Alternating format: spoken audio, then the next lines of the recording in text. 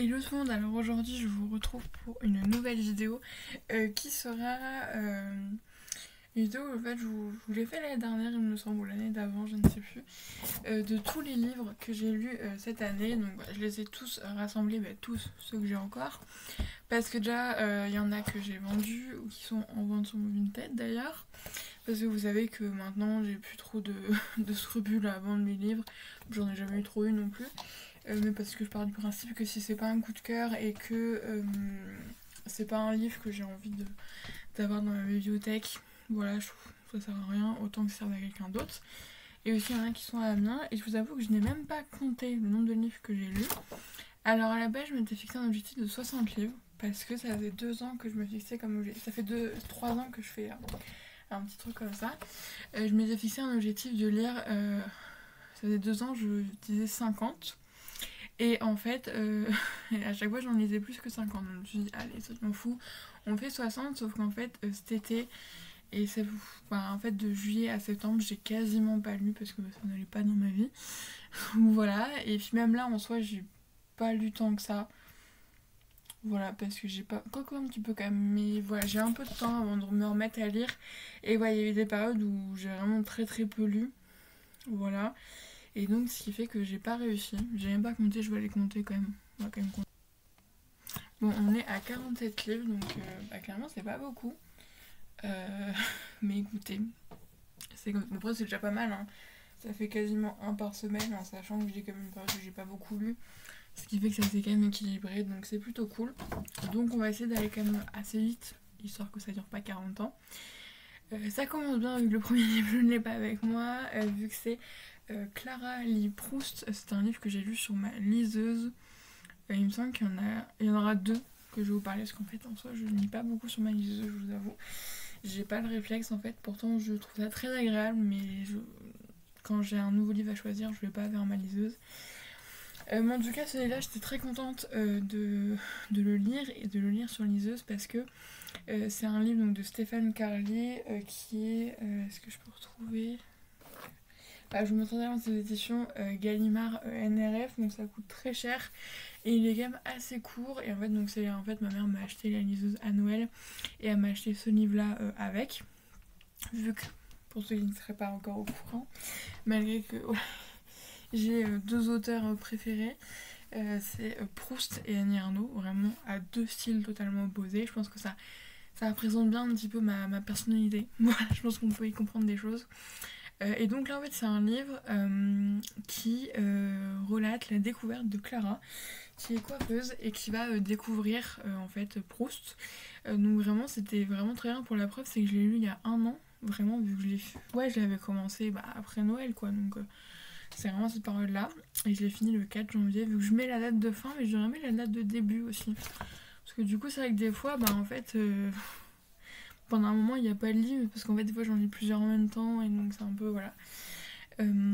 Mais je sais plus ce que je veux dire. Oui, c'était très agréable, c'était un très bon livre, en plus sur liseuse c'était plutôt agréable à lire, donc vraiment très très cool. Donc voilà, j'ai bien commencé l'année. Ensuite j'ai lu Les couleurs de la vie de Lorraine Fouché, donc c'est un livre que j'ai eu offert, vous savez, dans les offres promotionnelles. Donc c'est un livre en fait qui est dans le style feel good, vous savez.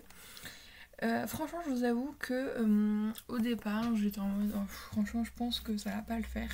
Et en fait, au fur et à mesure du récit, je me suis vraiment prise dedans. Et la preuve, c'est qu'il est toujours là. Donc, ceux que vous voyez là, surtout ceux du début d'année. Parce qu'en fait, à la fin de l'année, il y en a moins quand même qui sont partis. Parce que voilà, souvent, c'est rare que je me sépare d'un livre vraiment dès l'avoir lu. C'est vraiment. Ou alors vraiment si j'ai pas aimé du tout.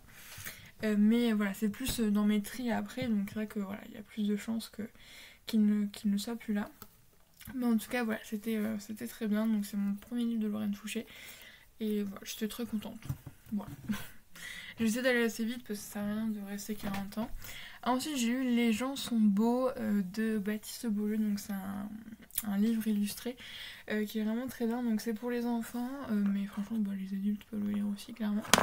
Vraiment, il est superbe. Voilà, c'est un très beau message et vraiment, il en a écrit un autre. C'est On a 2 yeux pour voir aussi, que j'ai lu il n'y a pas si longtemps que ça. Et franchement, ils sont vraiment très bien. Je pense que pour les enfants, c'est plus vers 6-7 ans, je pense qu'on peut commencer à le lire pour qu'ils comprennent un petit peu quand même. Voilà, je veux dire, j'ai vu une dame qui disait comme quoi elle pensait pas le lire à ses enfants parce qu'elle estimait qu'ils ne comprendraient pas le message. Je pense qu'ils comprennent, mais d'une autre façon que la nôtre, et donc c'est très bien aussi. Ensuite, j'ai lu Le Liseur du 6h27 de Jean-Paul Didier-Laurent. Ça, c'est un livre, comme il y en a d'autres, et je crois que vous en avez déjà parlé de ça, c'est ce que j'adore faire. C'est dans une librairie, flâner et en fait trouver des livres qui sont pas du tout dans mes listes d'envie, des livres que je connais pas du tout, et en fait juste par la couverture et le titre, après tourner et lire le résumé et acheter, et voilà, souvent c'est souvent des très bons livres par la suite. Voilà, j'ai souvent remarqué ça. Et celui-là, franchement, j'ai mis du temps avant de le sortir quand même. Mais franchement, il était très bien. Je me rappelle avoir passé du temps à lire dans le train et c'était hyper agréable. Et donc, en fait, vraiment, je pourrais vous le conseiller. C'est Guylain qui lit aux passagers du RER de 6h27 quelques pages rescapées de livres voués à la destruction. Et en fait, on suit toute une histoire et franchement, c'est vraiment hyper sympa. Donc voilà, si vous ne connaissez pas, franchement, allez-y. C'était très très cool. Ensuite, pareil, on part sur un livre qui a été vraiment un coup de cœur. C'est Disparu de Lisa Gardner. C'est mon premier policier. Et d'ailleurs, dans l'année, vraiment policier, j'en ai lu deux de Lisa Gardner, que j'ai adoré les deux. Vraiment, c'est super. Vraiment, j'adore. C'est dans les policiers, on va dire, où c'est pas trop gore, c'est quand même un petit peu. C'est pas. Mais c'est. Voilà, ceux qui s'y connaissent bien, c'est pas un truc horrible et tout, là. Voilà, mais c'est vrai que vraiment j'ai adoré. Donc, on est sur une disparition. Et je me rappelle les 150 dernières pages, ça fait pareil avec l'autre qui est La maison d'à côté. Où en fait, vraiment, les 150 dernières pages, tu ne peux plus lâcher le livre en fait. Et vraiment, je me rappelle m'être fait une après-midi lecture. Et c'était trop bien, ça j'adore. Je me fais ça de temps en temps. Je prends pas le temps de faire ça souvent, mais de me poser et sans pour finir un livre, ça j'adore. C'est vraiment les meilleurs moments. Et en tout cas, voilà, Lisa Gardner, au top. Ensuite, j'ai eu le journal du dehors de Annie Arnaud, justement dans le RER. Voilà, c'est des récits de vie, de choses qu'elle a vues à l'extérieur. Voilà. En tout cas, à la cage du Franprix. Voilà, moi, c'est genre de. Ce sont les livres d'Annie Arnaud. C'est rare vraiment ceux que j'aime pas. Après, comme je dis souvent, il n'y en a aucun qui a dépassé La Place et La Femme Julie. C'est les deux premiers que j'ai lus et c'est les deux qui pour moi sont vraiment des coups de cœur. Et donc, mais en tout cas, c'est très bien. Voilà, on lit Annie Arnaud, moi j'adore. Donc, hop. Cela, j'en profite pour le ranger déjà. Ensuite, j'ai lu La femme parfaite est une connasse 1 et 2 que j'avais acheté sur Vinted. Voilà, ils ne sont plus avec moi vu qu'ils sont déjà repartis. Je les ai mis foutus sur vente en fait. J'ai lu les deux à la suite. C'est rigolo, voilà, c'est un petit livre un peu rigolo. Après, voilà, rien de plus, rien de moins. Voilà, on n'en demande pas plus hein, de toute façon, mais voilà, c'était pas. Voilà, rien de plus. Ensuite, j'ai lu Homebody de Rupi Kaur. Vraiment, Rupi Kaur, c'est une poétesse. Une poète que j'aime beaucoup. Ces trois recueils, je les ai beaucoup offerts, parce que ces deux premiers, parce que du coup celui-là, voilà, j'ai découvert par la suite, mais vraiment, il est vraiment très très cool. C'est une poète qui me touche et que j'apprécie énormément. Et je sais pas si elle a sorti un autre livre en français, je ne sais pas, mais en tout cas, moi je suis en poche. Et j'aime beaucoup, voilà, vous savez, mon amour pour Rupi Kaur. Ensuite, j'ai lu, bon, pas dans cette belle édition forcément, mais La Reine sans royaume de Honey Black, une petite clôture. Là, franchement, il est magnifique. On voit pas très bien du coup là, mais franchement, sublime.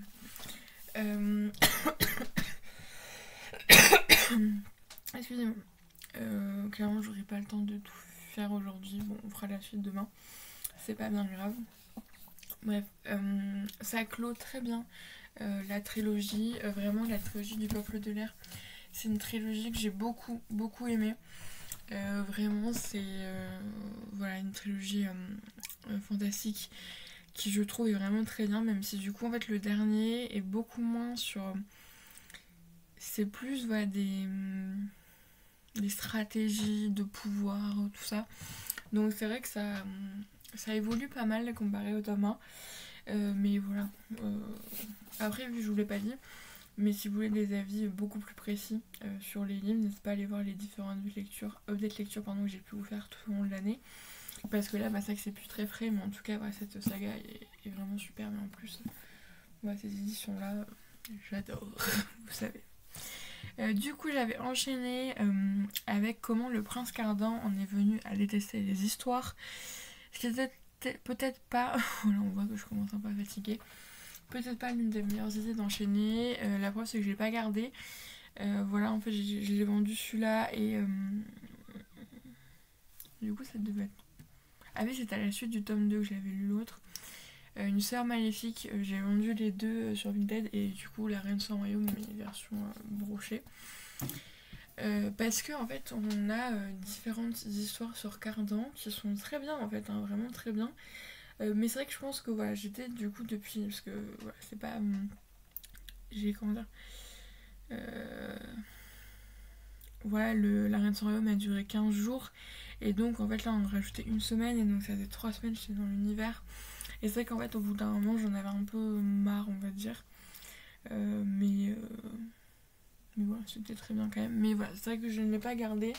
J'ai décidé vraiment de garder que la trilogie vraiment simple. Voilà. Là je sais que j'ai un autre Dolly Black qui est le livre de la nuit. Elle a aussi sorti L'héritier trahi qui est avec Shen. Donc c'est la suite de l'histoire. Et voilà, ils ont compris qu'on aimait bien les relier parce que ces deux livres-là ne sont sortis. En tout cas, non, le livre de la nuit est sorti aussi en brochet, mais l'héritier trahi n'est sorti qu'en version reliée. Donc en fait, t'as pas le choix. Pour l'instant, je ne l'ai pas acheté. Je l'achèterai un jour. Pour l'instant, c'était pas mon objectif. Ensuite, j'ai lu Les 7 maris d'Evelyn Hugo. Alors en fait, c'est un livre. Là, comme je vous disais tout à l'heure, en fait, il est placé après. Mais j'ai commencé vraiment très tôt, hein. Comme je crois que j'ai fait une pause de 2 mois dedans. Parce qu'au départ, j'étais vraiment pas dedans et je comprenais pas en fait l'intérêt. Dans le sens où il y en a beaucoup sur TikTok, YouTube, BookTok, tout ça. Moi, c'était plus à ce moment-là, plus sur BookTok, parce que je crois que sur TikTok, il n'était pas encore trop sorti à ce moment-là. Mais il y a vraiment un grand intérêt. Hein, tu vois, c'est génial, hein. Et au départ, moi, j'étais complètement à côté. Ouais, bof. Et en fait, bon, je dis, bon, faut quand même que je le finisse parce que je crois qu'il est même peut-être à 50%, je ne sais même plus. Et il faut quand même que je le finisse. Voilà, je veux dire, j'avais envie, voilà, je savais pas trop quoi lire après. Je me dis, bon, allez, on y va. Et en fait, j'ai adoré. Et ça m'a fait totalement changer d'avis sur le livre. Et vraiment, la fin avec la vie d'Evelyn Hugo, c'était vraiment hyper intéressant en fait. Vraiment, cette femme avec tout ce qu'il a raconté, et je trouvais ça très bien écrit. Et je vous dis pareil, ces matinées lecture où voilà, je l'ai fini en matinée, j'ai fait que pleurer parce que la fin c'est une hécatombe le truc. Voilà, on dit bien qu'il restera à la fin. Mais en tout cas, voilà, vraiment c'était très très bien. Et donc au départ j'ai un peu peur, je dis bah donc bon après c'est pas très grave de ne pas aimer un livre que tout le monde a aimé. Mais voilà, en tout cas la suite était très bien. Ensuite, j'ai lu Prince captif, l'esclave, donc c'est le tome 1 de la saga Le Prince captif, que j'ai beaucoup aimé, voilà, que j'ai trouvé très agréable. Donc c'est en fait donc un prince d'une autre... c'est le territoire ennemi, j'ai plus les livres parce que je les ai vendus, voilà, en plus il n'y a pas si longtemps que ça, qui se retrouve comme esclave d'un grand chef, voilà. Et donc en fait on a à la fois la guerre mais aussi tout ce truc d'esclave, un peu cette relation qui se met entre les deux. Et en fait vraiment le tome 1 j'ai beaucoup aimé, vraiment je l'ai lu très facilement. Et en fait le tome 1 et le tome 2 sont dans le même livre. Et j'avais commandé le tome 2 mais en fait je me suis rendu compte que j'avais trop en fait. Et donc je l'ai laissé. Et en fait j'ai beaucoup évolué dans ma vie en général. Et en fait, aussi mes goûts littéraires ont beaucoup évolué et c'est pour ça que j'ai fait un très gros tri dans la bibliothèque parce qu'en fait il y a plein de livres où en fait c'était encore très ado, tout ça, sauf qu'en fait je suis plus une ado déjà, et surtout c'est que j'ai plus les goûts littéraires d'une ado. Après on peut très bien avoir 25-30 ans et lire des livres young adultes, tout ça. Mais moi en tout cas ça ne me correspond plus, donc je me suis dit ça prend la poussière. La prof t'as adoré le tome 1, mais t'as toujours pas lu le tome 2 ni le tome 3. D'ailleurs ouais, j'avais déjà acheté le tome 3 alors que j'avais pas lu le tome 2. J'aurais dû m'abstenir ce jour-là. Mais pas grave. Comme quoi il faut jamais acheter les tomes en avance, faut mieux acheter au fur et à mesure. Mais voilà, c'était voilà. C'était bien, mais c'est plus dans mes goûts. Ensuite j'ai lu Histoire de la princesse de Montpensier de Madame de Lafayette. Alors franchement je n'avais pas beaucoup d'espoir dans ce livre. Je me disais ouais bof, bon je l'avais quand même acheté, hein, donc la preuve comme quoi. Mais franchement, en fait il y a plusieurs nouvelles et c'est sur le sentiment amoureux, la jalousie surtout, et un peu les conséquences que ça peut avoir. Et en fait il y a 3 nouvelles et je me suis vraiment pris au jeu dedans et c'était vraiment très cool. J'ai passé un très bon moment parce que là Madame de Lafayette, que c'est bien elle qui a écrit La princesse de Clèves. J'ai peur de me tromper mais il me semble pas. Je crois bien que c'est ça. Et j'ai pas trop aimé quand je l'avais lu en tout cas. Mais en tout cas ça c'était très très bien. Ah c'est La princesse de Clèves, voilà c'est ça. Voilà, franchement j'en entendais pas beaucoup et j'ai beaucoup aimé. Donc voilà, faut mieux que ce soit comme ça. Ensuite un livre que j'avais eu chez Nose de Sophie de Villenoisy, Joyeux suicide et bonne année aux éditions Piment. En fait c'est une succession de petits chapitres et en fait clairement je l'ai bouffé quoi, vraiment je l'ai lu en 2 jours. Encore le premier jour je me suis arrêtée parce qu'il était tard et j'avais envie de dormir. Mais franchement c'était génial, c'était drôle, même si la problématique est quand même assez dure, mais franchement c'était hyper drôle, moi j'ai adoré. Les chapitres sont très courts, ça se lit très bien et franchement ça a été un très bon moment de lecture qui était inattendu, donc ça je pense que c'est encore plus beau. Et ensuite on va finir avec ma première pile et on est déjà, oh là là, à 17 minutes. Je vois qu'on va faire plusieurs parties parce que là ouais je pense qu'on va faire ça, on va faire d'autres parties parce que là c'est pas possible. Pourtant j'essaie d'être courte mais j'y arrive pas. Donc j'ai lu Amour solitaire, donc le tome 1 de Morgane Hortin. Ce qui est drôle c'est que comment c'est, 29 avril je l'ai lu en 2 jours. Bah donc j'y suis allée. C'est que du coup ouais, ces livres-là ils sont attachés à des moments particuliers, des moments précis et bah c'est cool. Voilà tout ce que j'ai à dire. Du coup c'est en fait une succession de messages qu'Amour solitaire c'est un compte Instagram. C'est une succession de messages de différentes personnes que Morgane Hortin a réunis pour faire une seule et même histoire. Donc le tome 2 j'avais acheté aussi, j'ai acheté en occasion sur Vinted. Et c'était bien. Bon, c'était bien, après si j'ai bien aimé quand même, c'était plutôt sympa. Voilà. Bref, du coup il en reste encore beaucoup. Il reste encore ça. Il y a la poussière et surtout il reste encore ça. Voilà, donc je pense qu'on va faire une deuxième partie où on essaiera d'être plus rapide. En tout cas, moi du coup je vous fais des bisous et je vous dis la prochaine fois pour la seconde partie et je vous publierai un retour de course entre les deux qui me reste sur mon téléphone. Voilà, je sais même pas les dates de quand, mais voilà. En tout cas, je vous fais des bisous et je vous dis à la prochaine fois pour une nouvelle vidéo.